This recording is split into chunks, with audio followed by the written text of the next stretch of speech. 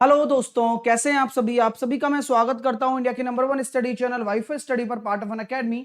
जैसा कि आप सभी को पता है 11 बज चुके हैं और आज शानदार सेशन की शुरुआत हो रही है। मेंसुरेशन में आपको लगातार पढ़ा रहा हूं और वो भी डिटेल में। एक एक चीज को हम बहुत ही अच्छे से पढ़ रहे हैं, कुछ भी ऐसा ना हो जो आपसे छूट जाए। और वही मैं सारे कंसर्न्स आपके लेके चल रहा हूं कि आपका कुछ भी एक भी पॉइंट नहीं मिस होना चाहिए पेपर में, या पेपर में कोई भी क्वेश्चन यहां से बाहर नहीं जाना चाहिए, ना ही जाएगा। बस आप ढंग से पढ़िए, सेशन को लाइक और शेयर जरूर करिएगा और आपका सेटिस्फेक्शन मेरी जिम्मेदारी है इस सेशन में। तो चलिएगा शुरुआत करते हैं आज के इस सेशन की। अगर आप पढ़ना चाहते हैं मेरे से डिटेल में हर एक चैप्टर और वो भी उस टॉप लेवल का, तो आप मेरा फाउंडेशन बैच ज्वाइन कर सकते हैं, जो कि आपको सीईटी, बैंक, एसएससी, रेलवे सभी में काम आने वाला है। और वो एसएससी में मिलेगा। और अभी से ही अगर आप प्रिपरेशन करोगे तो आने वाला जो नवंबर में एग्जाम है सीईटी का, उसे आप फोड़ने वाले हो जो नोटिफिकेशन आएगा। तो बी प्रिपेयर, है ना। पहले से ही प्रिपेयर होना समझदारों का मतलब काम है, और समझदार बनिए और आराम से आप इस चीज को प्रिपेयर करिए अपने एग्जाम्स के लिए, जिससे कि आप आने वाले एग्जाम्स फोड़ पाएं, जो गलतियां आपने इतने समय में की हैं उन्हें सुधार पाएं। गेट सब्सक्रिप्शन पर जाकर 12 और 24 महीने का कोर्स लेना है और हैवी रेफरल कोड में साहिल 10 एज ए रेफरल कोड लगा देना है बिना किसी गैप के। जैसे ही आप साहिल 10 एज ए कोड लगाओगे तो आपको डिस्काउंट भी मिल जाएगा और आप 12 और 24 महीने के लिए मेरे साथ जुड़ जाओगे। अनअकैडमी पर आप कोई भी सब्सक्रिप्शन लेते हो तो साहिल 10 कोड लगाकर आप इस महीने मैक्सिमम डिस्काउंट पा सकते हो। तो जरूर आप जुड़िए मेरे साथ में, ठीक है। साथ के साथ 10 फरवरी आज की तारीख है, और जो भी विद्यार्थी कल 9 फरवरी वाला सेशन जिन्होंने देखा था कैच द मैथ का, उन्होंने इनवर्स ट्रिग्नोमेट्री फंक्शंस पढ़ा होगा मेरे से। मैंने कल इनवर्स ट्रिग्नोमेट्री पढ़ा दिया है। आज उस पर और भी चर्चा करेंगे और भी क्वेश्चंस करेंगे, दिक्कत वाली बात नहीं है। और एक्सपेक्टेड पेपर तो हम करने वाले हैं। तो 8 PM वाला सेशन तो मतलब भूलिए, मतलब ना लेना, क्योंकि क्या होता है कि कुछ ना कुछ मिलेगा ही आपको, कुछ ना कुछ मिलेगा ही मिलेगा सीखने को। कभी भी ऐसा नहीं होगा कि आप समय दो और वो समय आपको कुछ ना सिखाए, चाहे वो लाइफ का हर एक फेज क्यों ना हो। तो आप जुड़िए मेरे साथ कैच द मैथ में, जो अनअकैडमी पर होता है रात को 8 बजे, जो कि फ्री होता है। लिंक आपको इसका कमेंट बॉक्स में मिल जाता है। साहिल 10 एज ए कोड लगाकर आप मेरे उस सेशन में जुड़ सकते हैं। अनअकैडमी लर्निंग ऐप पर एसएससी एग्जाम में वो मेरा सेशन होता है। स्पेशल क्लासेस पर आपको जाना होगा, फिर साहिल खंडेलवाल को सर्च करके मुझे फॉलो कर लेना।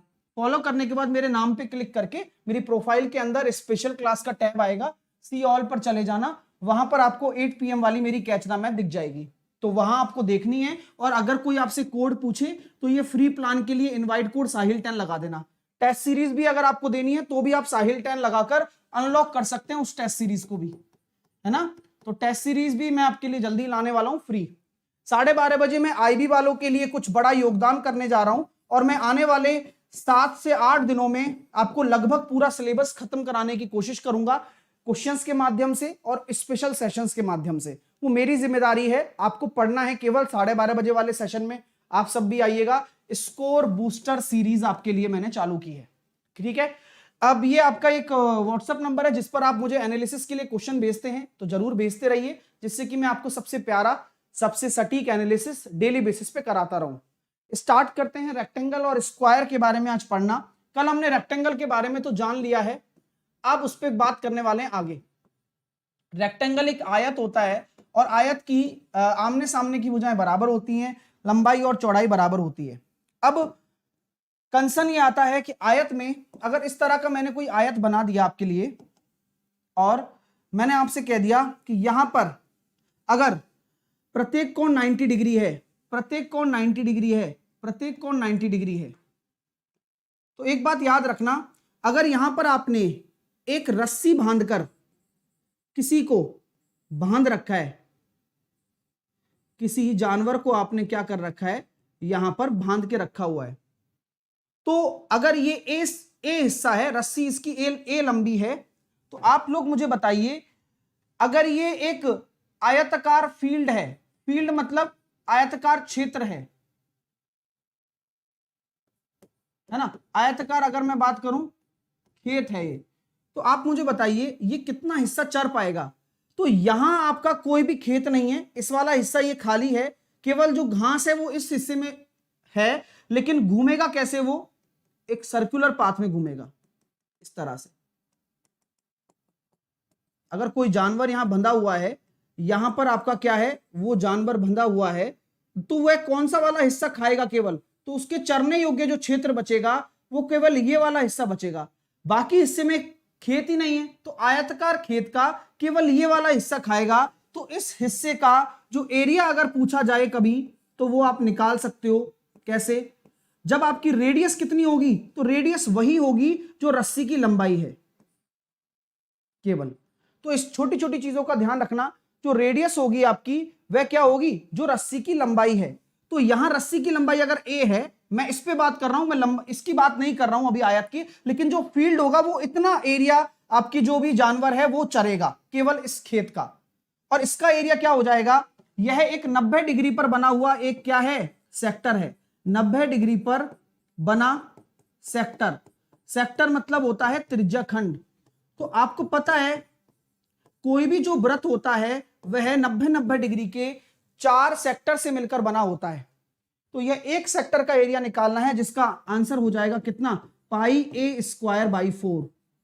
अगर पूरा सर्किल होता तो पाई ए स्क्वायर होता, लेकिन आपको तो केवल चौथा हिस्सा ही चरने को मिल रहा है और ये 90 डिग्री होता ही है, तो इसलिए आपका पाई ए स्क्वायर बाई 4 आपका राइट आंसर हो जाएगा।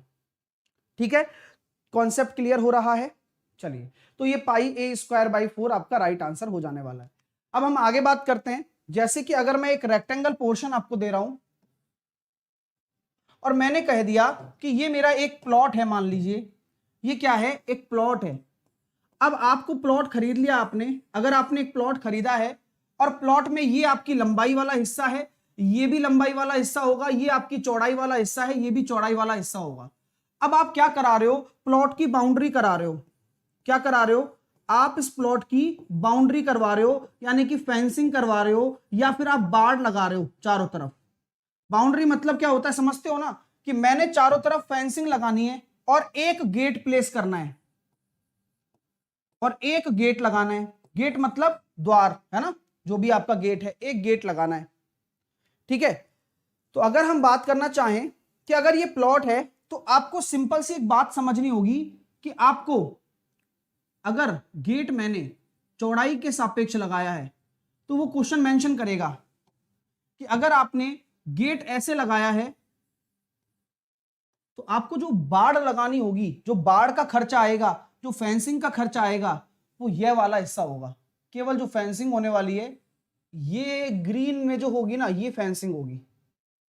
तो फेंसिंग का जो खर्चा होने वाला है वो किस पर निकला जाएगा, परिमाप पर। क्योंकि बाड़ किस पे डिपेंड करती है, अगर आप बाड़ लगा रहे हो, आप फेंसिंग लगा रहे हो, तो फेंसिंग हमेशा किस पे डिपेंड करती है, फेंसिंग हमेशा परिमाप को मापती है, पेरीमीटर को मापती है। लेकिन अगर आपने गेट लगा दिया तो ध्यान रखना, परिमाप में आपको क्या लेना है, यहां लेना है आपको 2l plus B. 2l plus B इसलिए लेना है दोस्तों, 2l प्लस बी इसलिए लेना है क्योंकि आपने इधर गेट रखा हुआ है। तो ये कंसर्न्स जो भी हैं वो आपको कॉन्सेप्ट के हिसाब से देखने को मिलेंगे। अगर आपका गेट इधर है तो आप इधर ही तो लगाओगे, क्योंकि ऑलरेडी यहां तो गेट लगाया हुआ है। अब ये थोड़ी है कि गेट के आगे फेंसिंग लगा दोगे। तो कुछ कॉमन सेंस वाले क्वेश्चन भी पूछे जा रहे हैं और पूछे जाते रहेंगे। ठीक है, अब एक बच्चा कह रहा है हिंदी में बताइए। यार बाउंड्री नहीं कहते यार, अपन तो कहते ही है ना कि चारों तरफ बाउंड्री लगा दी, तो ये तो हिंदी इंग्लिश बात बराबर है। हाँ, क्लियर। तो अगर यहां आपने गेट बना दिया, आपने द्वार बना दिया, तो आपको सिंपल सी बात है कि भाई आपको जो फेंसिंग करनी पड़ेगी ऐसे करनी पड़ेगी। अगर मान लो कोई प्लॉट में घास की बात करे कि आपको क्या करवाना है, ग्रासिंग करवानी है, तो ग्रासिंग किस पे डिपेंड करेगी, बता सकते हो आप। अगर मुझे पूरे इस खेत में, इस आयताकार खेत में क्या करनी है, ग्रास लगवाने का खर्चा बताया गया है, तो जो अगर मैं ग्रासिंग कर रहा हूं यानी कि घास लगा रहा हूं, तो घास लगाना या फिर मिट्टी डालना या कुछ भी आप मान लीजिए, तो वह एरिया पे डिपेंड करता है। तो एरिया तो पूरा ही आएगा।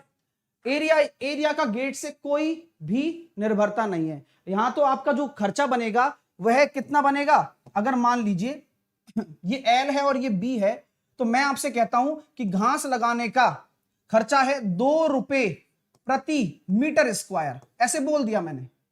ठीक है, और ये L मैंने आपको दे दिया 5 मीटर, और बी आपको मैंने दे दिया 2 मीटर दे दिया, ऐसे एग्जांपल दे रहा हूं। तो मुझे बताइए घास लगाने का कितना खर्चा हो जाएगा, कितना एक्सपेंडिचर हो जाएगा मेरा घास लगाने में। अगर इस पूरे फील्ड में, इस पूरे खेत में अगर मुझे घास लगानी हो तो मेरा कितना खर्चा हो जाएगा। ठीक है, तो यहां जब हम कॉन्सेप्ट की बात करते हैं तो सर बिल्कुल नीट एंड क्लीन कॉन्सेप्ट है कि अगर हम घास लगा रहे हैं तो हम पूरे फील्ड को कवर कर रहे हैं, और ये फील्ड जो है वो एरिया को दर्शा रहा है। तो यहां हमारा खर्चा एरिया के हिसाब से निकलेगा, और बता भी रखा है कि घास लगाने का खर्चा है मीटर स्क्वायर में। तो एरिया कितना होता है, लंबाई इंटू चौड़ाई, यानी कि एरिया हो जाएगा सर 10 मीटर स्क्वायर, और 2 रुपए का खर्चा है, तो खर्चा टोटल कितना हो जाएगा 20 रुपया। तो 20 रुपए मेरा घास लगाने का इस खेत में क्या आने वाला है, खर्चा निकल कर आने वाला है। ठीक है माय डियर, चलिए अब हम आगे की बात करते हैं। इसी क्वेश्चन में मैं आपसे पूछना चाहता हूं कि अगर मैंने बाड़ लगा दी, ठीक है, या फिर हम कह सकते हैं मैंने यहां पर क्या लगा दिया, बाड़ लगा दी, बाउंड्री है ना, बाउंड्री लगाने का खर्चा है 5 रुपए पर मीटर, 5 रुपए पर मीटर, और सेम क्वेश्चन है। तो मुझे बताइए कितना खर्चा आएगा, खर्चा कितना होगा। अगर मैंने इसी क्वेश्चन में कहा कि मैंने बाड़ लगा दी तो खर्चा कितना होगा, एक्सपेंडिचर कितना होगा, बताइए, बताते रहिए, क्योंकि बहुत सारी चीजें हम सीखने वाले हैं और सीखने को मिलेगा ही मिलेगा आपको, ऐसा नहीं हो सकता कि ना मिले, है ना, कुछ छूटेगा नहीं, चिंता ना करें।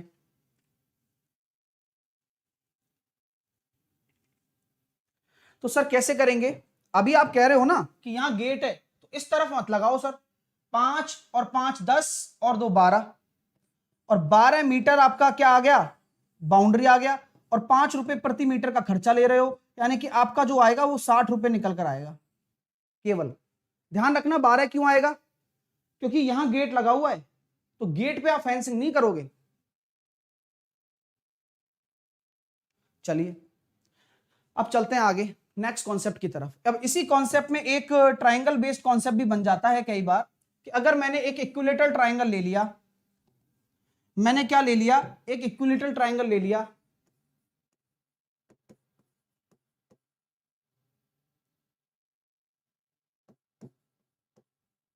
इक्विलेटरल ट्राइंगल के बारे में आप जानते हैं वो कौन सा ट्राइंगल होता है, समबाहु त्रिभुज।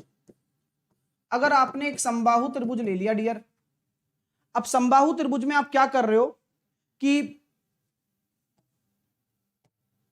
आप तीनों कोनों पर जानवर बांध रहे हो कोई, और इसको आपने R1 त्रिज्या दिया है, इसको आपने R2 वाला रस्सी वाला दिया है कि ये R2 रस्सी से बंधा हुआ है, ये R3 रस्सी से बंधा हुआ है, यानी कि जो 3 रस्सियां आपकी बंधी हुई है R1 R2 और R3 है, ये इक्विलेटरल ट्राइंगल है।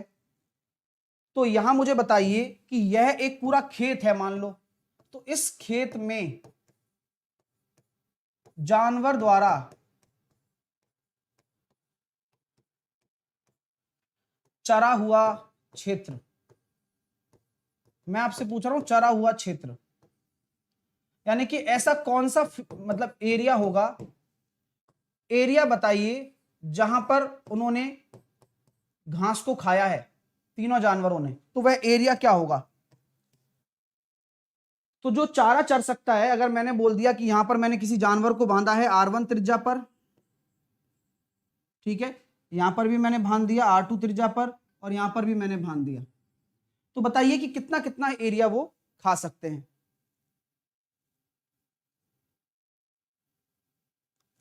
तो कैसे करेंगे सर, सिंपल सा लॉजिक है, आप बता चुके हो, अब बताने की जरूरत नहीं होती है, आपको कॉमन सेंस लगाना है कि सर समबाहु त्रिभुज का प्रत्येक कोण कितना होता है, 60 डिग्री होता है, प्रत्येक कोण 60 डिग्री होता है, प्रत्येक कोण 60 डिग्री होता है।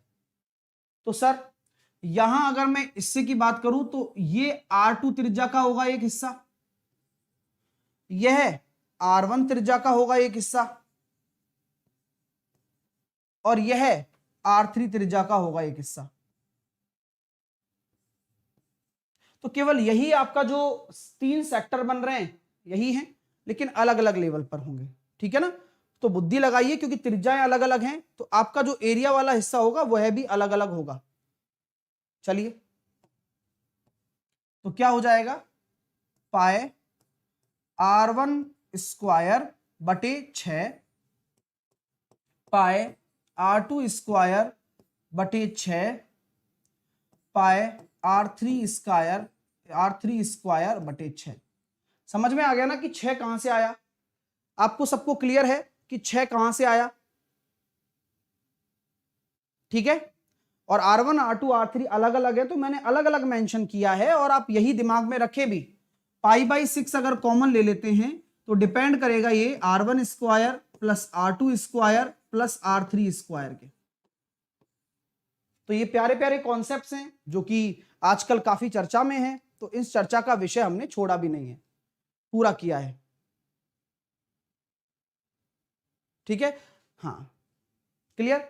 चलिए अब हम चलते हैं आगे, और आगे क्या चीजें पढ़ने स्टार्ट करते हैं, और काफी इंटरेस्टिंग मैं आपको चीजें फैक्ट बताने वाला हूं, जो फैक्ट आपके काम भी आने वाले हैं। आइए अब हम बात करते हैं स्क्वायर की, और स्क्वायर के बारे में सब लोग फटाफट से जान लेते हैं, फिर आगे हम करेंगे क्वेश्चंस इनके ऊपर सारे सभी प्रकार के, ठीक है ना, और फिर सर्कल भी पढ़ेंगे, चार्ट भी पढ़ेंगे, बहुत कुछ आज पढ़ने वाले हैं। अगर मैंने बोल दिया कि ये एक स्क्वायर है, ठीक है, अब हम बात करने वाले हैं स्क्वायर, तो स्क्वायर की सभी भुजाएं आपकी बराबर होती हैं, तो एरिया बताइए इसका क्या होगा। अगर ये एक वर्ग है, बहुत प्यारी चीज होती है, पेपर में बहुत बार आ रहा है, ये ध्यान रखना, इन चीजों पर ध्यान रखिए थोड़ा सा।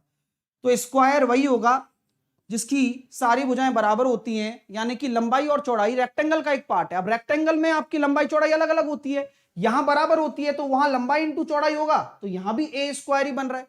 अगर हम इसके पेरीमीटर की बात करें तो पेरीमीटर क्या हो जाएगा, सुनिए, अगर मैं इसके परिमाप की बात करता हूं तो इसका परिमाप क्या हो जाएगा,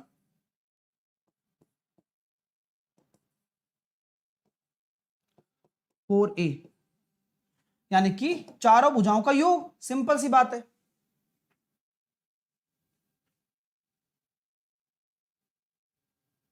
सिक्स कैसे आया भाई? अरे यार इतना बड़ा कंसर्न हो गया क्या, सिक्स नहीं समझ में आ रहा तुम्हारे? बताओ, मतलब इतनी बड़ी टेंशन हो गई तुम्हारे यार, है? अरे भाई, जब 360 डिग्री का एरिया होता है तब कोई एक पूरा सेक्टर बनता है एरिया। अब 60 डिग्री का एरिया निकालना होगा तो यह a बटे 6 नहीं हो जाएगा क्या?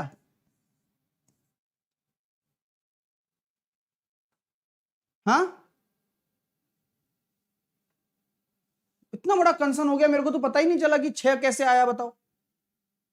इतनी देर से बता रहे हैं कि यहां पर अगर 90 डिग्री ले रहे हैं तो यहां बटे 4 कर दिया, क्योंकि 90 360 का क्या होता है, बटे 4 होता है, तो 60 क्या होगा, 60 बटे 6 होता है 360 का, तो जो भी डिग्री होता है 360 के रेस्पेक्ट में होता है भाई। ऐसा मत करो भाई, चीजों तो छोटी छोटी चीजें समझो, और खुद भी कॉमन सेंस लगाया करो, एक बार तो कोशिश किया करो। अब यहां हम कह सकते हैं कि प्रत्येक कोण आपका कितना होता है, 90 डिग्री होता ही है, यस। अब मैं इसके डायगोनल की बात कर रहा हूं, डायगोनल की बात करना चाहता हूं। अब कंसर्न पता है उन लोगों को आया है ना, कंसर्न उन लोगों को पैदा हुआ यहां पर 6 कैसे आया, जिन्होंने आंसर निकाल दिया πr²/2 केवल। अब उनको ये नहीं सोचना है कि R1 R2 R3 सर ने अलग दिया है, उनको इससे कोई फर्क पड़ता ही नहीं है ना।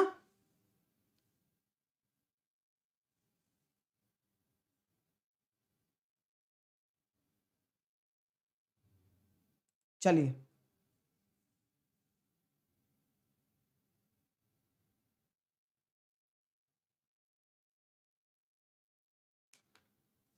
आइए, डायगोनल कैसे निकालेंगे, विकर्ण कैसे निकालेंगे, देखिएगा। डायगोनल और विकर्ण की हम बात करते हैं। तो डायगोनल कैसे निकालने वाले हैं, सिंपल सा लॉजिक है, जिस तरह से हमने रेक्टेंगल का निकाला उसी तरह से हम इसका भी डायगोनल निकालेंगे, जो कि क्या होगा, a√2 होगा। कितना होगा, a√2 होगा। अब आपको मैं ये पूछना चाहता हूं कि एरिया का, इस स्क्वायर के एरिया का डायगोनल से क्या रिलेशन है, स्क्वायर के क्षेत्रफल का डायगोनल से रिलेशन बता सकते हो क्या? एरिया डायगोनल के रेस्पेक्ट में क्या हो सकता है?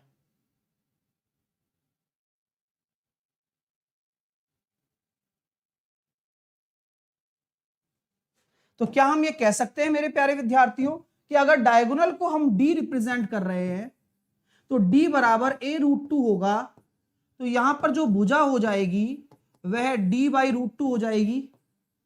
अब जब भुजा d/√2 हो गई तो एरिया क्या होता है, a² होता है, तो ये d/√2 का होल स्क्वायर यानी कि d²/2 हो जाने वाला है। तो अगर हम एरिया की बात करते हैं, किसके रेस्पेक्ट में हम बात करें,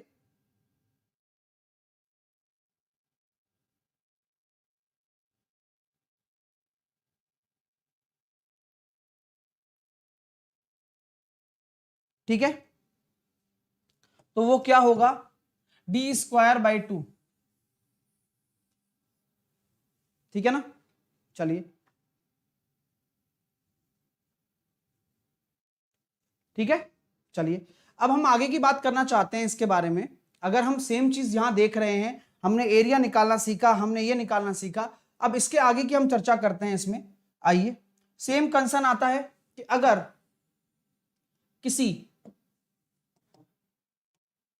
स्क्वायर के अंदर, अगर मेरे पास ये ABCD मेरा एक स्क्वायर है, स्क्वायर के अंदर अगर मैं किसी सर्कल को फिट कर दूं, किसको फिट कर दूं, सर्किल को फिट कर दूं,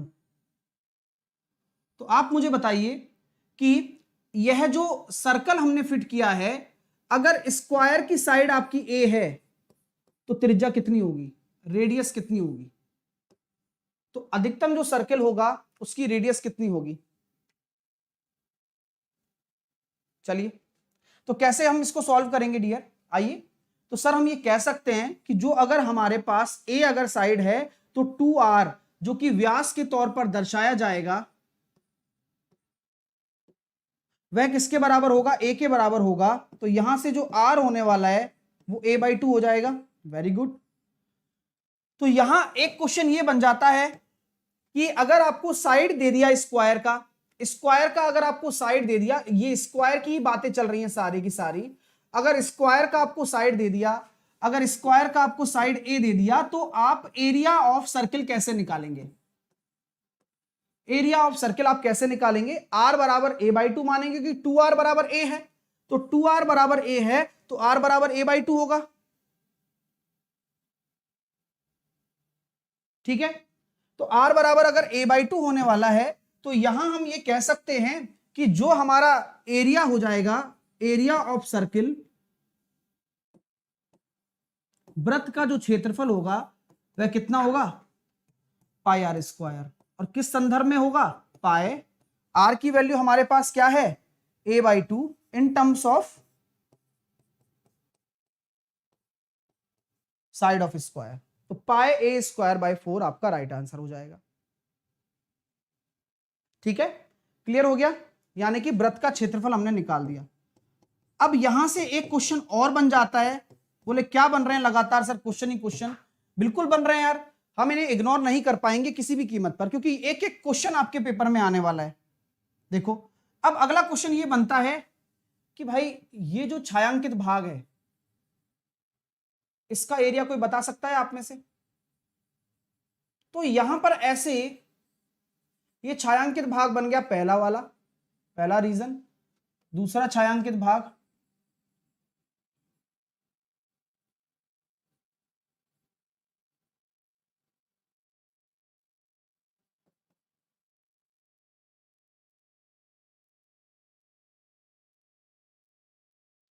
तीसरा छायांकित भाग,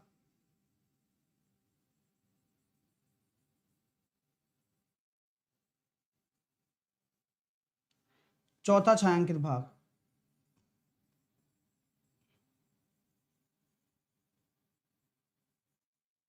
तो ये आपके चार आपके क्या बन गए, शेडेड पोर्शन बन गए। मैं इनको लिख देता हूं वैसे तो, green shaded portion, area of green shaded reason,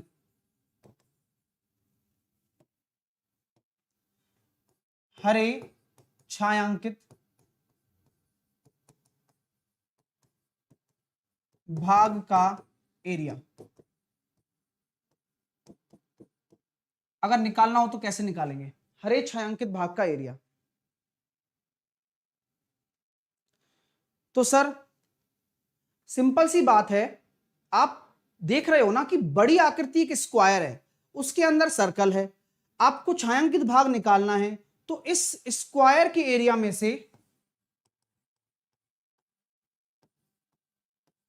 वर्ग के क्षेत्रफल में से एरिया ऑफ सर्कल आप माइनस कर दीजिए। तो जो भी आपका चारों पोर्शन का जो एरिया है वो आ जाएगा, यानी कि कितना हो जाएगा, पाए इसकी भुजा सॉरी ए स्क्वायर, तो इसकी भुजा है माइनस पाए ए स्क्वायर बाई 4। ये निकाला था अभी इस संदर्भ में। अगर मैं रेडियस को ए की टर्म में लिख रहा हूं तो इस तरह से मैंने एरिया निकाला तो ये हो गया अपने सामने। क्लियर है?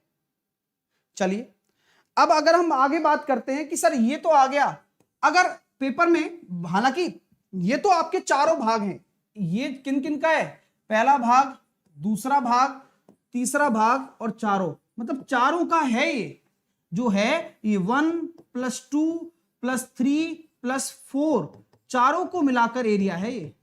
अगर इनमें से कभी इंडिविजुअल भी पूछ ले तो भी आपका आंसर सही आना चाहिए। आप बटे 4 कर देंगे। क्या कर देंगे आप? डिवाइडेड बाय 4 कर देंगे। जैसे कि मैं एक क्वेश्चन आपके सामने रखना चाहूंगा बाय एग्जांपल, तो चलिए मेरे साथ में उस क्वेश्चन को आंसर देने की कोशिश करिएगा और उम्मीद करूंगा कि आपका ये सही आंसर होगा। एक आपको मैंने स्क्वायर दे दिया और स्क्वायर के अंदर मैंने एक सर्किल प्लेस कर दिया। ठीक है, एक स्क्वायर दे दिया और स्क्वायर के अंदर मैंने एक सर्किल प्लेस कर दिया और मैंने आपको कहा कि ये मेरा एक शेडेड रीजन है।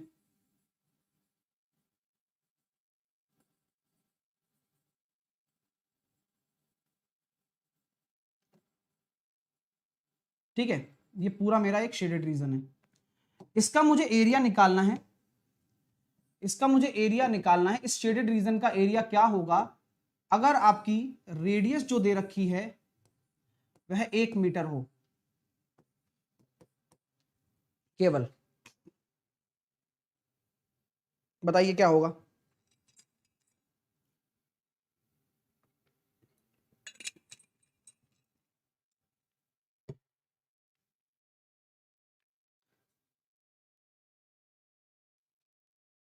जल्दी से आंसर दीजिए कि क्या आंसर होने वाला है।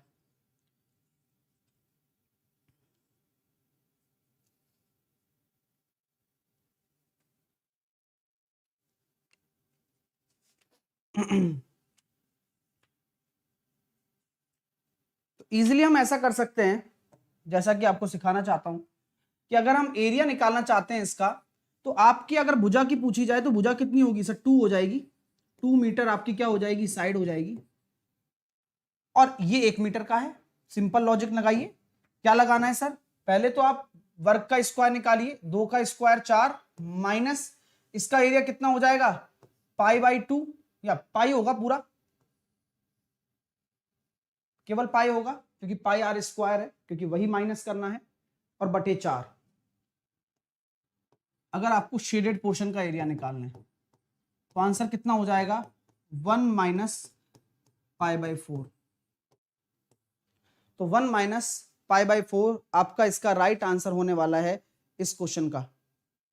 ठीक है, क्या होगा? 1 - π/4 इसका राइट आंसर होगा। और उम्मीद करता हूं कि आप सभी का सही जवाब आया हो, और सही भी होना चाहिए। आप इसको आगे सॉल्व भी कर सकते हो अगर लिखना चाहो तो। कैसे? 1 - 22/7 × 4, इसको काटेंगे 11 बार, इसको काटेंगे 2 बार, तो 14 में से अगर आपके 11 चले गए तो यहां हम कह सकते हैं, तो ये कितना आएगा? 3/14। सही है ना? 3/14, 1 - π/4 या 3/14। तो ये आपका इस तरह के क्वेश्चंस का जवाब बन जाता है। ठीक है, सेम कॉन्सेप्ट है। यहां पर मैंने जो निकाला वही काम मैंने यहां किया है, बस आपको सिंपली जो समझाया है वो आपको करना है। ठीक है माय डियर, चलिए अब नेक्स्ट कॉन्सेप्ट की तरफ चलते हैं। सर्कल के बारे में थोड़ी सी जानकारी प्राप्त करते हैं। ठीक है, चलो पहले हम क्वेश्चन कर लेते हैं, जो भी हमारे क्वेश्चंस हैं सारे के सारे आज। आज बहुत सारे क्वेश्चन हैं आपके इसके बिहाफ पर, है ना। तो पहला ही क्वेश्चन आपके सामने ये है, आप एक एक करके मुझे आंसर देते जाइए आप लोग, मैं आपको समय देता हूं, आप फटाफट फटाफट इनके क्वेश्चंस के आंसर देते जाइए। ये लीजिए, फटाफट फटाफट आंसर देते जाइए, पूरी प्रैक्टिस करने वाले हैं, पूरा निचोड़ निकालने वाले हैं, ठीक है। तो कम ऑन गाइस, जल्दी से मुझे आंसर दीजिए, जिससे कि आप सभी का मैं देख सकूं भाई कितने सही आंसर आते हैं। तो देखिए क्या बोला जा रहा है, अब सिंपल सा लॉजिक है सर। बोला जा रहा है कि आयत की लंबाई को 40% बढ़ा दिया गया, उसकी चौड़ाई कितनी कम करनी होगी कि एरिया परिवर्तित रहे।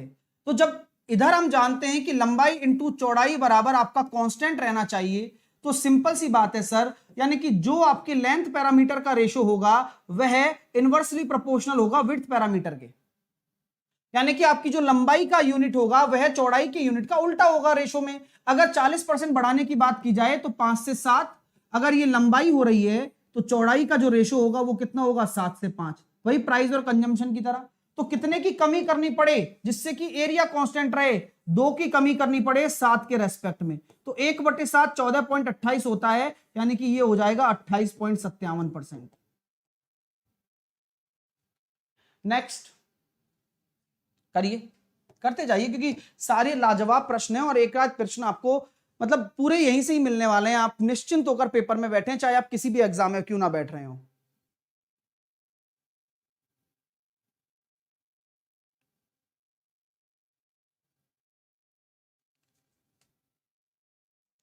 समय सीमा समाप्त करता हूं और इस क्वेश्चन के आंसर की चलिए, और अभी मैं आईबी का भी क्लास लेने वाला हूं 12:30 बजे, तो आप जरूर आ सकते हैं। आइए इस क्वेश्चन को करते हैं मेरे प्यारे दोस्तों, कि एक आयत की लंबाई दुगनी और चौड़ाई 3 गुनी कर दी गई है, तो क्षेत्रफल में क्या होगा। लंबाई को मैंने डबल कर दिया, यानी कि लंबाई और चौड़ाई पे तो डिपेंड करता है, लंबाई को हमने डबल कर दिया 1 से 2 और चौड़ाई को 3 गुना कर दिया, यानी कि 1 से 3।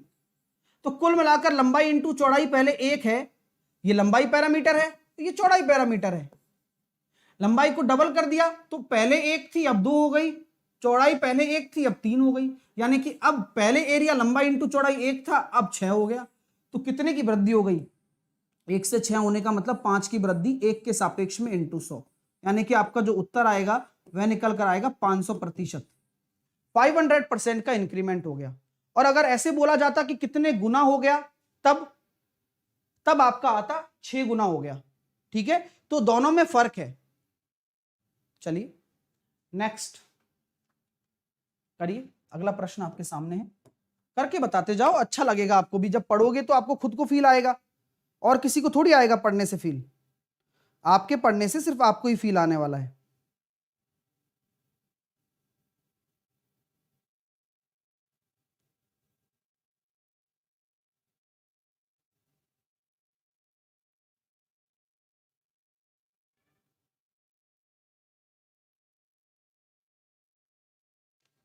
तो कैसे करेंगे मेरे दोस्तों, आ जाइए करते हैं इस प्रश्न का उत्तर और सही तरह से। आयत की लंबाई में 20% की वृद्धि होती है, तो 20% होता है 1/5, यानी कि लंबाई पहले 5 थी, 1 की वृद्धि हो गई 6 हो गई, 16.66% की क्या हो जाती है, कमी हो जाती है सर। कमी का मतलब 1/6 होता है, अब 6 में 1 की कमी यानी कि 5, तो ये चौड़ाई हो गया।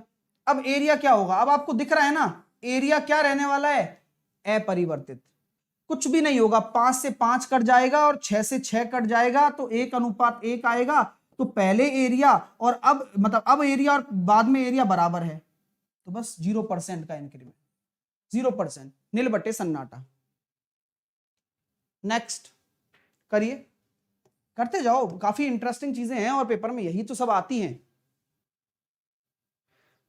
भाई। वीडियो को लाइक और शेयर जरूर करिएगा, है ना, क्योंकि ये बहुत कीमती क्लासेस हैं, जो इनकी वैल्यू समझेगा वह आगे निकल रहा है, उसको भी पता है।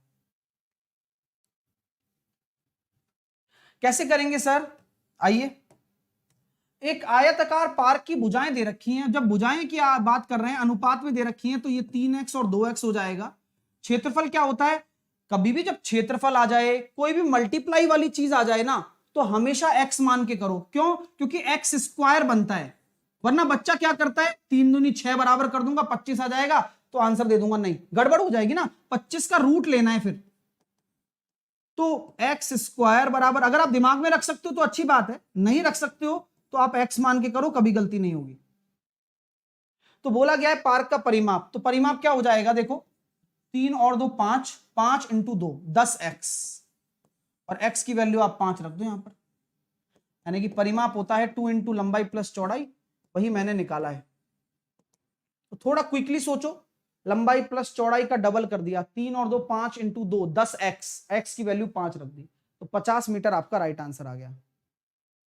अगला प्रश्न करो, फटाफट से खींचो जल्दी से, अब थोड़ा मतलब पेन नहीं चलाना है, कम चलाना है पेन।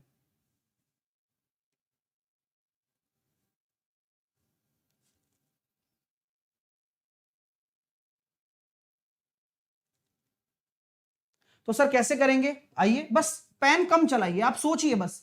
हाँ लेंथ पैरामीटर आ रहा है, स्क्वायर पैरामीटर नहीं है ना, ये मैं बातें करता हूं ना, उन बातों को सुना करो। लेंथ पैरामीटर आ रहा है, यूनिट पैरामीटर, स्क्वायर पैरामीटर नहीं है, इसका मतलब भी है कुछ। क्या मतलब है, परिमाप है तो डायरेक्टली रेशो के बराबर कर सकते हो, क्योंकि हमें पता है कि परिमाप क्या होता है, लंबाई प्लस चौड़ाई का दुगना, यानी कि 7 और 4 11 का दुगना 22 अनुपात बराबर 88, 1 अनुपात बराबर 4, 1 अनुपात बराबर 4, तो चौड़ाई 4 चौके 16।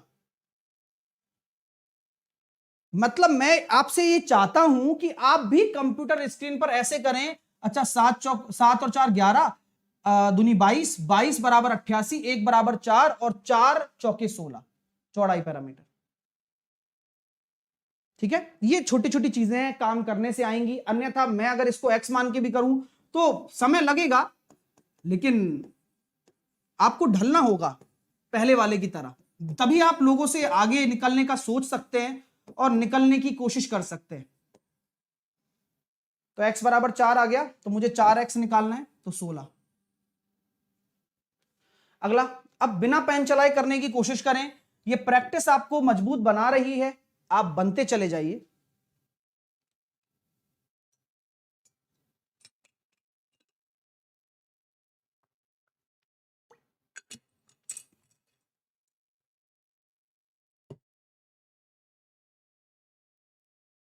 आइए दोबारा से दिमाग लड़ाते हैं अपना अपना, सब आ जाओ।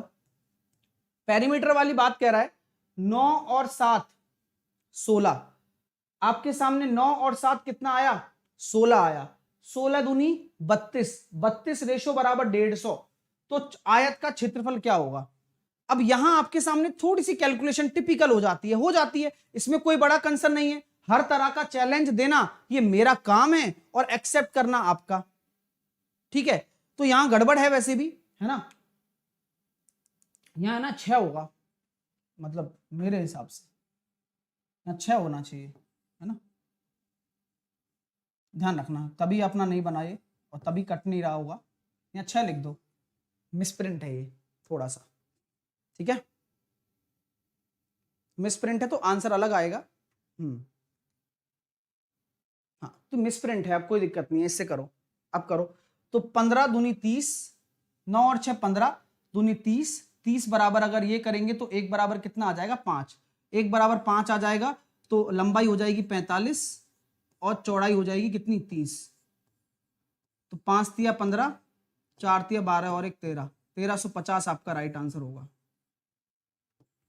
ठीक है। तो ये 9 अनुपात 6 है, 1350 राइट आंसर होगा।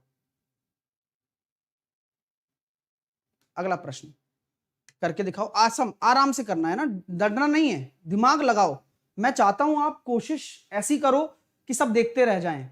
अब दिमाग लगाते हैं, ये पेरीमीटर है तो लंबाई प्लस चौड़ाई कितनी होगी, ये दुगना है लंबाई प्लस चौड़ाई का, तो लंबाई प्लस चौड़ाई कितनी होगी 24, दिमाग लगाओ प्लीज, और लंबाई इंटू चौड़ाई कितनी दे रखी है 135। अब आपके सामने ऑप्शंस हैं, हाँ उपयोग करेंगे ना, पेपर में तो ये 4 आने वाले हैं, तो ऐसा जुगाड़ देखिए कि जोड़ने पर 24 आ जाए, गुणा करने पर 135 आ जाए, 15 और 9 सिंपल। नेक्स्ट, फिर से दिमाग लगाना है, बस कोशिश यही तो करनी है, यही आपको पेपर में ऐसे ऐसे करने में मदद करेगी। अभी टाइम लगने दो, ये 62 है, तो क्या मैं कह सकता हूं L प्लस बी बराबर मेरा 31 होगा, हाँ, कारण मत पूछिए, आप सोचिए कि क्यों होगा, जिसको नहीं आ रहा है, क्योंकि 2 इंटू एल प्लस बी 62 होता है, एल प्लस बी बराबर 31 होगा और एल इंटू बी बराबर 168। तो आप चाहें तो टुकड़े कर सकते हैं, आप करके देखिए, विकर्ण की लंबाई निकालनी है आपको, तो ये वैसे भी कर सकते हो। कौन कैसे? ए प्लस बी का होल स्क्वायर, एक तो ये तो है ही तरीका, क्योंकि यही तो आपका विकर्ण का हो जाएगा, इसका अंडर रूट लेना है बस, 2lb। एक तो ये तरीका हो गया, लेकिन फिर भी दूसरा तरीका भी खोजिए, दिमाग लगाइए, क्योंकि क्या होता है कि क्या पता कुछ ट्रिपलेट बन जाए, और जो कि बनना है, बनना जरूरी भी है ट्रिपलेट। क्यों? क्योंकि आपको दे रखा है ना पूरा, तो अगर ये ट्रिपलेट बनेगा तो दिमाग भी लगेगा। तो यहां सर आपका कर्ण क्या होता है? 24 सुना है कभी ट्रिपलेट में? 25 सुना है सर, हो गया मामला सेट। याद आ रहा है? 7 24 25, तो 24 और 7 सही है यार, तो आंसर हो गया। देखो, आपको बहुत सारी डायरेक्शंस में सोचना पड़ेगा, और ये कोई बड़ा काम नहीं है, ये छोटी छोटी चीजें होती हैं जो आप अपने दिमाग में स्टोर करते जा रहे हो, और ये आपको आगे लेती जा रही है। अब मतलब यही तो है कि मैं कैसे सोच पा रहा हूं, क्योंकि मैंने इतना सब कुछ पढ़ा दिया है, पहले पढ़ चुका हूं और चीजें मुझे पता हैं। आप कैसे सोच पा रहे हो? क्योंकि मैं आपको पढ़ा रहा हूं, मैंने ट्राइंगल भी पढ़ाया है, मैंने ट्रिपलेट्स भी बताए हैं, ये सब कुछ काम आते हैं। मैं अगर कहता हूं कि डायगोनल इनमें से है, तो ऐसा होगा जो हमारे ट्रिपलेट में आ जाए, तो 7 24 25 ही लगा, 24 कभी आता नहीं, 20 कभी होता नहीं ट्रिपलेट में, और 27 कभी देखा नहीं हमने। तो ये 25 आपने रख के देखा, ये 7 और 24 का योग 31 हो गया, गुणा 168 हो गया, इतना एविडेंस आ गया आपके सामने। अगर फिर भी आपको सेटिस्फेक्शन नहीं मिलता है, तो ये जुगाड़ लगा सकते हो, 31 का स्क्वायर हो जाएगा 961, L square B square, 2lb बराबर निकालेंगे तो 168 इंटू 2, जब आप इसमें से घटाएंगे तो L square plus B square बराबर आ रहा है 625, और विकर्ण क्या होता है? अंडर रूट लेना दोनों तरफ, 25, यही डायगोनल होता है। तो तरीके तो बहुत सारे हैं, लेकिन ये आपका टाइम बचाएगा, ये थोड़ा सा टाइम लगाएगा। नेक्स्ट करो, दिमाग लगाओ, ऐसे ही पेन कम चलाना है, दिमाग ज्यादा, कोशिश कर सकते हो, उसमें कोई दो राय नहीं है। अब यहां 24 और 18 मीटर की भुजाओं वाले आयत के विकर्ण की लंबाई निकालनी है। अब आप क्या करोगे? वही ट्रिपलेट्स बनाने की कोशिश करो। सर कैसे बनाए समझ में नहीं आता, कुछ ना करो, आपको नहीं बताना ये किसका है, रेशो निकाल दो इसका, 6 से काटा 3 बार, 6 से काटा 4 बार, यार अब साफ साफ आ गया कि 3 4 5 होगा। ये आपने 6 गुना कर रखा है, ये 6 गुना कर रखा है, तो ये भी 6 गुना कर दो, यानी कि 30 हो जाएगा। तो 30 वाला आपका डायगोनल हो जाएगा, क्योंकि आयत के जो विकर्ण होते हैं वो ट्रिपलेट शो करेंगे ना हमेशा, क्योंकि ये एल है, ये बी है, ये 90 डिग्री है, तो ये हमेशा कर्ण ही कहलाता है।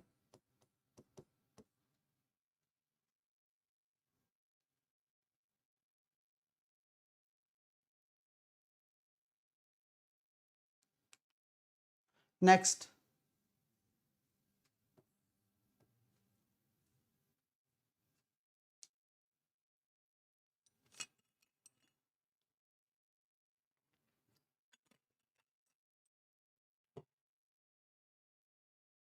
चलिए, कुछ टेक्निक हटके होनी चाहिए, तब जाके आदमी हटके बनता है, टेक्निक अलग होनी चाहिए आपकी। एक कमरा 15 मीटर लंबा है, 11 मीटर चौड़ा है, अरे होने दीजिए, 60 सेंटीमीटर चौड़ी दरी 12 रुपए प्रति मीटर स्क्वायर की दर से बिछाने का खर्चा बताइए सर। अब इस क्वेश्चन को समझिएगा, ये क्वेश्चन काफी इंटरेस्टिंग है और इतना सारा ज्ञान देने वाला है, सब कुछ आपको ये सिखा देगा। मतलब जो भी आपके डाउट्स होते हैं, कितना प्यारा क्वेश्चन है, जरा समझते हैं फिर सीखेंगे इसको, है ना। आओ, एक कमरा इतना मीटर लंबा है, इतने मीटर चौड़ा है, तो पहले मैं कमरा बनाऊंगा, पेपर में ऐसे नहीं करना, ये बस समझाने के लिए बना रहा हूं कि ऐसे क्वेश्चन की आपके दिमाग में अपने आप पिक्चर बन जाए। इसे ही तो कहते हैं विजुअलाइजेशन प्रोसेस, टीचिंग का विजुअलाइजेशन प्रोसेस। अगर किसी बड़े से बड़े क्वेश्चन को आप समझना चाहते हो, तो सबसे पहले उसकी डीप सेंस को समझिए। अगर आप उसके डीप सेंस को समझ गए, तो पेपर में ऐसा क्वेश्चन देखते ही आपके दिमाग में सीधा ये क्लिक करेगा, आसान हो जाएगा ना क्वेश्चन फिर। आओ, तो ये 15 मीटर लंबा है और 11 मीटर चौड़ा है। इसके फर्श पर 60 सेंटीमीटर चौड़ी दरी 12 रुपए प्रति वर्ग मीटर की दर से बिछाने का खर्चा। अब इसके फर्श पर 60 सेंटीमीटर चौड़ी दरी आपको बिछानी है, बिछा देते हैं, और 12 रुपए प्रति वर्ग मीटर स्क्वायर की दर से बिछाने का खर्चा क्या होगा? कैसे बिछाएंगे बताओ? तो देखो सर, सिंपल सी बात है। अगर हम बात करते हैं, अगर इसके खर्चे की बात करते हैं, 60 सेंटीमीटर चौड़ी दरी आपको बिछानी है, इस पूरे पर बिछानी है, तो कितना खर्चा आपका आने वाला है ये आपसे पूछा गया है। और प्रति मीटर स्क्वायर, कॉमन सेंस वाली बात है कि जो इसका एरिया है 15 इंटू 11, लंबाई इंटू चौड़ाई इसका एरिया हो गया, 60 सेंटीमीटर चौड़ी दरी हो गई। अब 60 सेंटीमीटर को आप मीटर में बदलिए, 0.6 मीटर, और खर्चा कितना आ रहा है? 12 रुपए का, बस। तो यहां से आपने दशमलव हटाया, 6 से काटा आपने 20 बार, तो खर्चा कितना आ गया? 3300 रुपया। कुछ भी नहीं करना है, सिंपल सा लॉजिक अपनाना है और आंसर देके जाना है। जब कभी भी आपके सामने इस तरह का क्वेश्चन आए तो आपको ये डायमेंशन बनाने की जरूरत ही नहीं है। एरिया ऑफ रूम कितने सेंटीमीटर चौड़ी, उसको मीटर में बदल दिया, जिससे कि आप उसके खर्चे को बता पाए, और आपने कैलकुलेट कर दिया 12 से गुणा करके। क्लियर है? नेक्स्ट आइए, अगला क्वेश्चन करिए।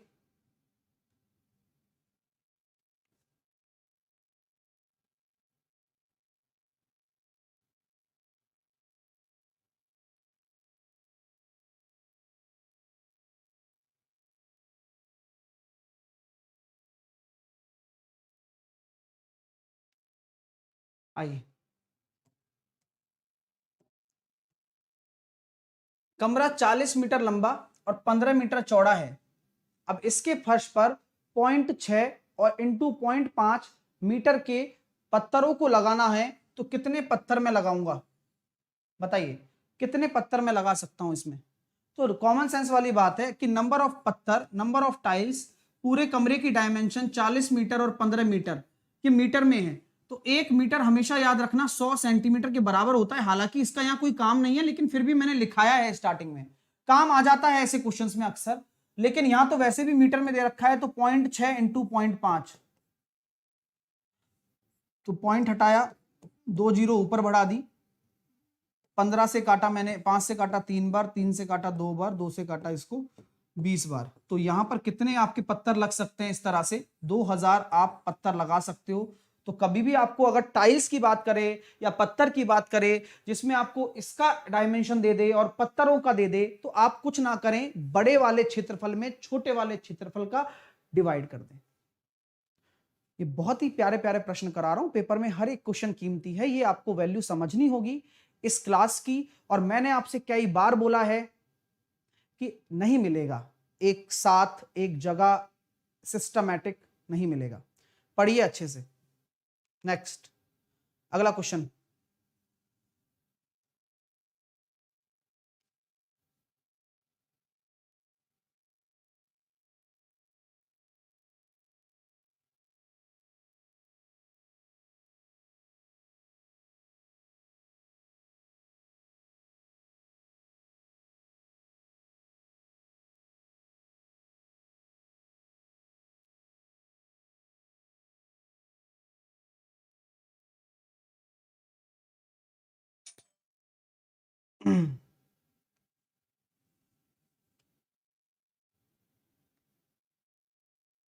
चलिए भाई, सेशन को लाइक जरूर करें, जो लोग नहीं कर पा रहे हैं कारणवश, तो वो अपना कारण सही करें और इस सेशन को लाइक जरूर करें।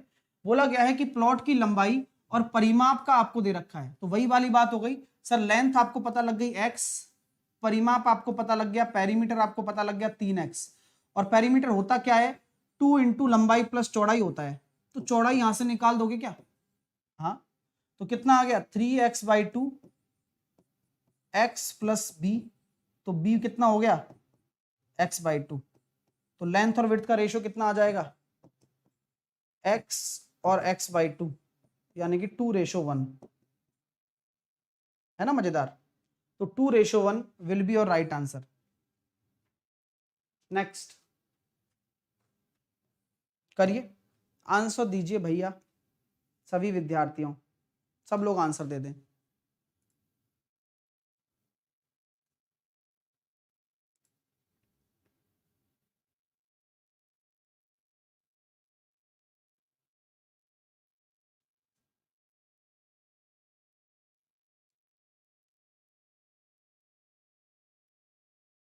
ये अच्छा क्वेश्चन है, दिमाग लगाना पड़ता है, करना पड़ता है, तब जाके सीखने को मिलता है ना। तो ये सारे संघर्ष की कहानी है आपकी। आइए इस क्वेश्चन को करते हैं, सीखते हैं और समझते हैं। आइए, एक आयताकार प्लॉट की चौड़ाई उसकी ऊंचाई का 5वां भाग है, यानी कि आपकी जो प्लॉट की चौड़ाई है ना, ऊंचाई का 5वां भाग है। अब प्लॉट के अंदर 15 वर्ग मीटर क्षेत्रफल का एक बाग भी बनाया हुआ है, तो जो प्लॉट के क्षेत्रफल के 1/3 भूभाग के बराबर है। क्या बात है, यानी कि जो आपका प्लॉट के अंदर एक बागान है ना, बागान, वह पूरे प्लॉट के जो क्षेत्रफल का है ना 1/3 है। तो पूरा प्लॉट का क्षेत्रफल कितना हो जाएगा, प्लॉट का एरिया उस वाले का 3 गुना हो जाएगा, बाग के एरिया का 3 गुना, यानी कि 45 हो जाएगा, 45 मीटर स्क्वायर। अब लंबाई उसकी चौड़ाई का 5 गुना है, यानी कि चौड़ाई अगर उसकी x है तो लंबाई 5x बराबर 45। बस हो गया काम। अब तो मस्त x बराबर 3 निकल कर आ गया। x बराबर अगर 3 निकल कर आ गया तो आयताकार प्लॉट का परिमाप बताना है। तो परिमाप कितना हो जाना है 2 × L + B,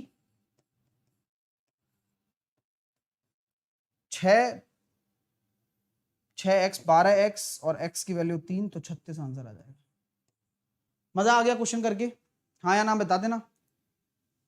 तो जिनका आंसर 36 आ रहा है वही सही है, ठीक है। तो काफी इंटरेस्टिंग क्वेश्चन है डियर, और सबका आंसर भी आना चाहिए भाई इसका, ठीक है ना। चलिए, कुछ नहीं किया मैंने, बस ये जो था ना, यही आपका एक पॉइंट है जो पेपर में आता है, बच्चा गलती करता है। प्लॉट का एरिया निकालो, बाकी क्वेश्चन सब आसान है। नेक्स्ट करिए, इस क्वेश्चन को करिए।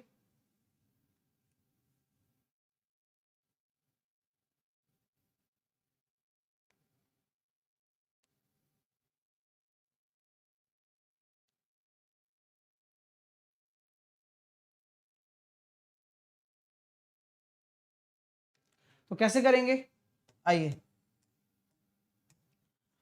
एक आयत की लंबाई चौड़ाई में अंतर 6 मीटर है। आयत की लंबाई और चौड़ाई में अंतर कितना है, 6 है। परिमाप दे रखा है तो लंबाई प्लस चौड़ाई भी पता है, कितनी हो जाएगी 32।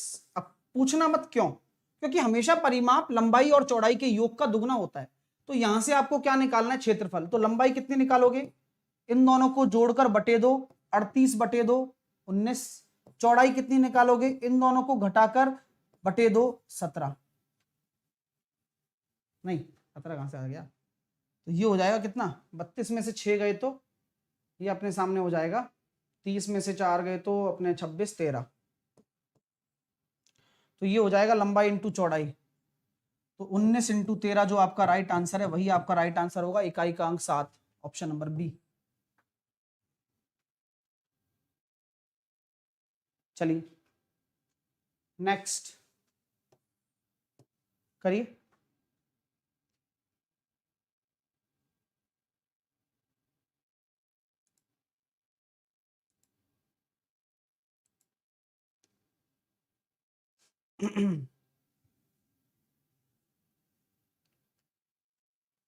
अच्छा क्वेश्चन है, देखिए। एक कमरा है, छोटी भुजा दे रखी है, 4.5 डायगोनल दे रखा है, तो क्षेत्रफल बताए। देखो कॉमन सेंस, छोटी भुजा 4.5 है और विकर्ण दे रखा है, यानी कि ये हाइपोटेनस होगा। काट के देख सकते हो या दुगना कर सकते हो। मैं दुगना करके देखा, ये आया 9, मैं दुगना करके देखा, ये आया 15, तो बस बन गया ट्रिपलेट। 9 12 15, यानी कि ये 6 होगा।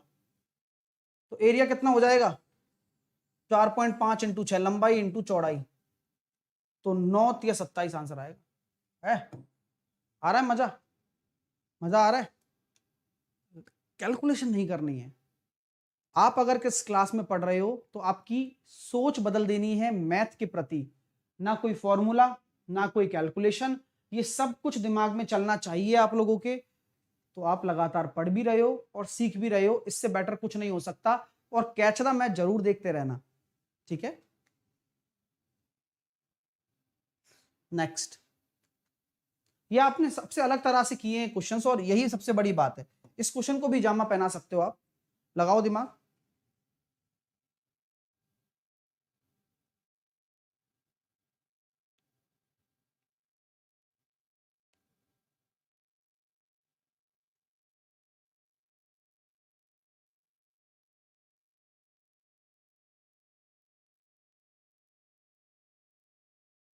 आओ, कैसे कर पाएंगे मेरे प्यारे विद्यार्थियों?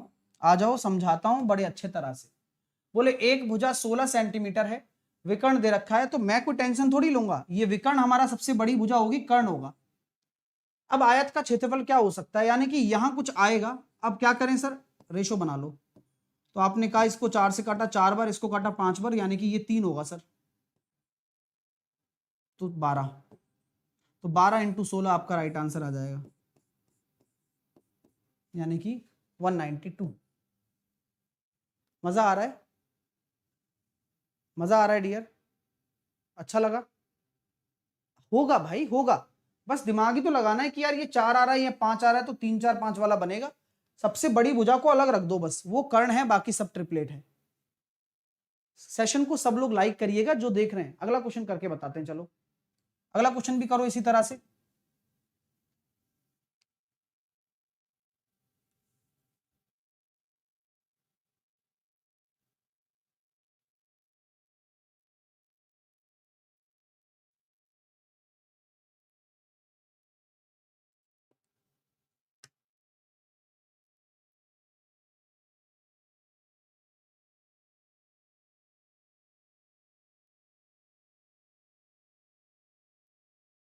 चलिए,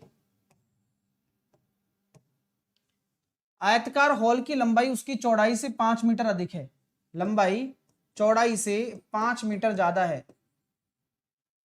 क्षेत्रफल दे रखा है 750। अच्छा ठीक है, लंबाई इंटू चौड़ाई आपको दे रखा है 750। तो हॉल की लंबाई बताओ। अब देखो, दिमाग लगाना है बस। मैं चाहता हूं कि आप बिल्कुल कम पेन चलाएं भाई, क्योंकि पेन अगर कम चलाओगे ना तो दिमाग ज्यादा चलेगा, यही बात है। अगर आप लगाने लग जाओगे ना तो मजा नहीं आएगा। फिर आप क्रिएटिविटी लाइए अपने कॉन्सेप्ट्स में कि यार अंतर 5 का हो और ये हो, तो ऐसे टुकड़े कर दो ना इसके, ऐसे टुकड़े कर दो जिनका अंतर 5 हो। तो 25 या 75, यानी कि 30 इंटू 25। क्या बात, लंबाई आपकी 30 और ये आपका 25, अंतर भी 5 आ रहा है, गुणा भी 750 आ रहा है। हो गया काम। इससे बेटर क्या हो सकता है? जब आपने अलग सोचना स्टार्ट कर दिया, ये समझ लीजिए कि आप लाखों लोगों से आगे निकल जा रहे हो। उसी तरह से सोचिएगा इस क्वेश्चन को भी आप।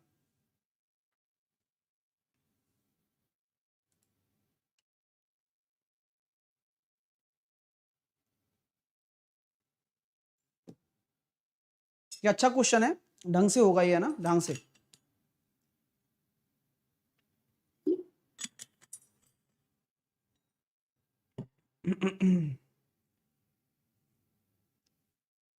आइए मैं समझाता हूं। काफी प्यारा प्यारा प्यारा प्रश्न है भाई। एक कमरे को रंगने का खर्च 120 रुपए दे दिया भैया मेरे को, कि भाई इतने रुपए का खर्चा है, टोटल खर्चा इतने रुपए आ गया। और चौड़ाई अगर 4 मीटर कम होती तो खर्चा 20 रुपए कम हो जाता।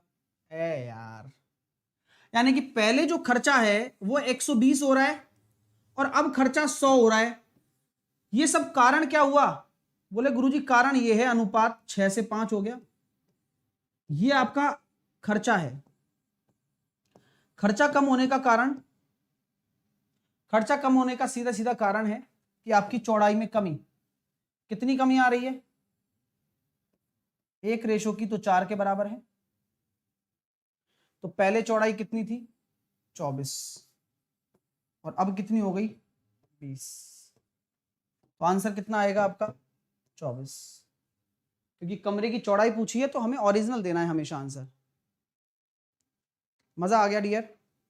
अरे भाई खर्चा कम क्यों हुआ? क्योंकि चौड़ाई कम हो गई। तो खर्चा जो है चौड़ाई के प्रपोर्शन में होगा, क्योंकि लंबाई में तो कोई परिवर्तन आया नहीं है। तो आपके सामने जो कंसर्न है वो ये है। क्लियर? तो यहां पर आपका सामने जो कॉन्सेप्ट होगा इस तरह से क्लियर हो जाएगा।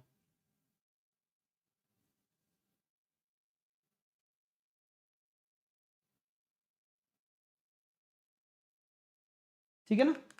10वें क्वेश्चन में काफी बच्चे परेशान हो रहे हैं। इसमें परेशानी हो रही है ना? हो सकता है ये रॉन्ग हो, है ना? एक बार हम चेक कर लेंगे इसको, है ना? मैं इसको रीचेक कर लूंगा, कोई बात नहीं।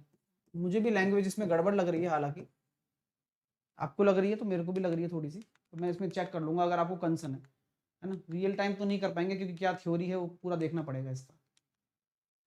नेक्स्ट क्वेश्चन, यूनिट का दिक्कत है बस, और कुछ नहीं है ना। 19 देखिए फटाफट से।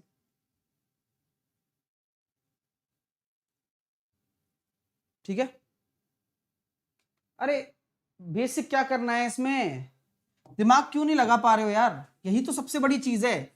आप सोचते हो कि आप उसी गर्त में घुसते चले जाओ जहां आपको एक्स में करना पड़े। बेसिक बताऊं इसका,